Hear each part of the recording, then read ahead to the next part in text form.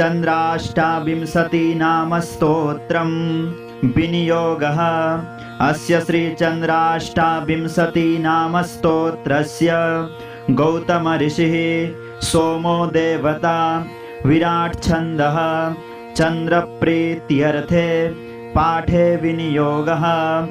चन्द्रस्य शृणु नामानि शुभदानि महीपते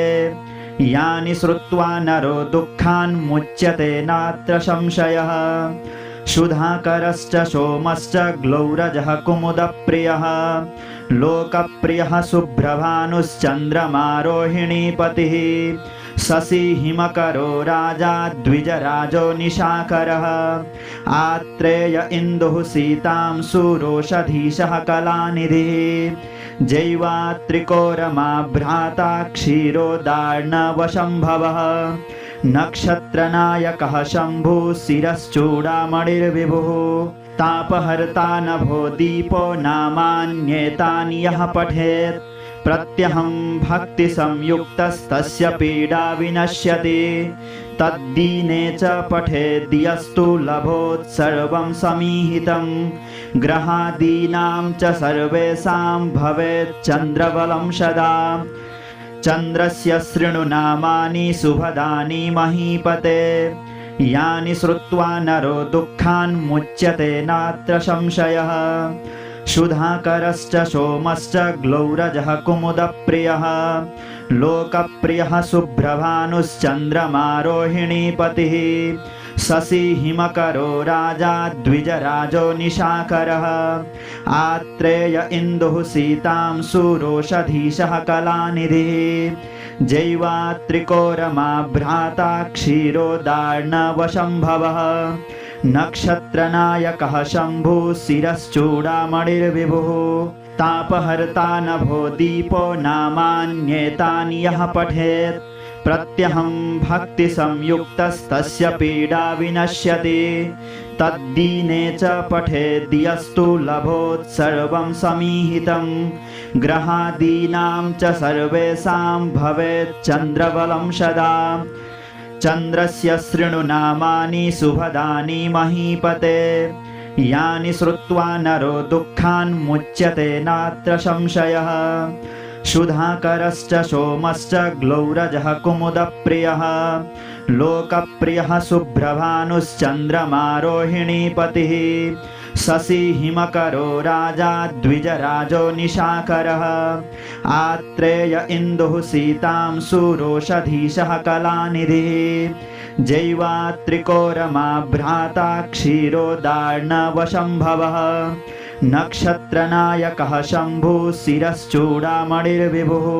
तापहर्ता नभो दीपो नामान्येतानि यः पठेत् प्रत्यहं भक्तिसंयुक्तस्तस्य पीडा विनश्यति तद्दीने च पठेद् यस्तु लभोत् सर्वं समीहितं ग्रहादीनां च सर्वेषां भवेत् चन्द्रबलं सदा। चन्द्रस्य शृणु नामानि शुभदानि महीपते यानि श्रुत्वा नरो दुःखान् मुच्यते नात्र संशयः। सुधाकरश्च सोमश्च ग्लौरजः कुमुदप्रियः लोकप्रियः शुभ्रभानुश्चन्द्रमा रोहिणीपतिः शशि हिमकरो राजा द्विजराजो निशाकरः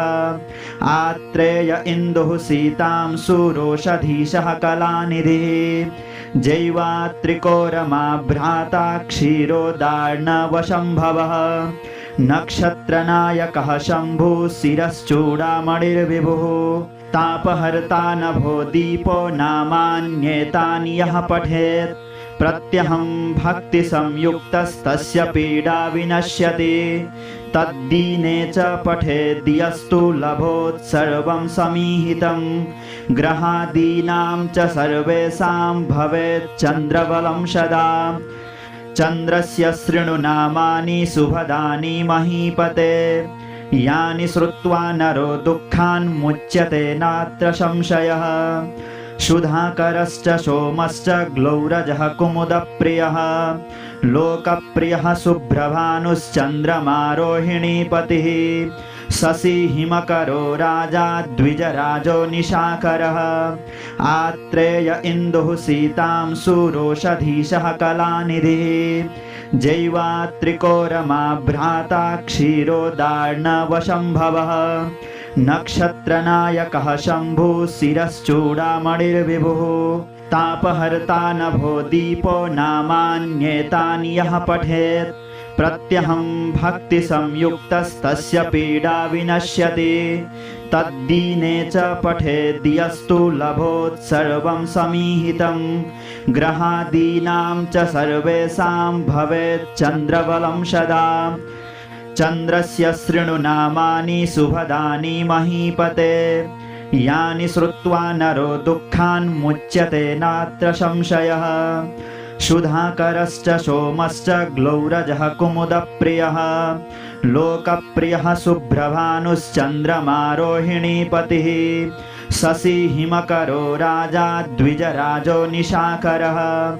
आत्रेय इन्दुः सीतां सुरोषधीशः कलानिधिः जैवात्रिको भ्राता क्षीरोदार्णवशम्भवः नक्षत्रनायकः शम्भुः शिरश्चूडामणिर्विभुः तापहर्ता नभो दीपो नामान्येतानि यः पठेत् प्रत्यहं भक्तिसंयुक्तस्तस्य पीडा विनश्यति तद्दीने च पठेद्यस्तु लभोत् सर्वं समीहितं ग्रहादीनां च सर्वेषां भवेत् चन्द्रबलं सदा चन्द्रस्य शृणु नामानि शुभदानि महीपते यानि श्रुत्वा नरो दुःखान् मुच्यते नात्र संशयः सुधाकरश्च सोमश्च ग्लौरजः कुमुदप्रियः लोकप्रियः शुभ्रभानुश्चन्द्रमा रोहिणीपतिः शशिहिमकरो राजा द्विजराजो निशाकरः आत्रेय इन्दुः सीतां सुरोषधीशः कलानिधिः जैवात्रिको भ्राता क्षीरोदार्णवशम्भवः नक्षत्रनायकः शम्भुः शिरश्चूडामणिर्विभुः तापहर्ता नभो दीपो नामान्येतानि यः पठेत् प्रत्यहं भक्तिसंयुक्तस्तस्य पीडा विनश्यति तद्दीने च पठेद्यस्तु लभोत् सर्वं समीहितं ग्रहादीनां च सर्वेषां भवेत् चन्द्रबलं सदा चन्द्रस्य शृणु नामानि शुभदानि महीपते यानि श्रुत्वा नरो दुःखान् मुच्यते नात्र संशयः सुधाकरश्च सोमश्च ग्लौरजः कुमुदप्रियः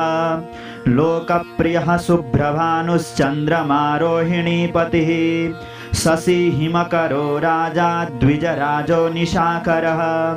आत्रेय इन्दुः सीतां सुरोषधीशः कलानिधिः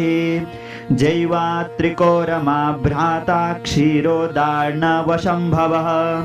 नक्षत्रनायकः शम्भुः शिरश्चूडामणिर्विभुः तापहर्ता नभो दीपो नामान्येतानि यः पठेत् प्रत्यहं भक्तिसंयुक्तस्तस्य पीडा विनश्यति तद्दीने च पठेद्यस्तु लभोत् सर्वं समीहितं ग्रहादीनां च सर्वेषां भवेत् चन्द्रबलं सदा।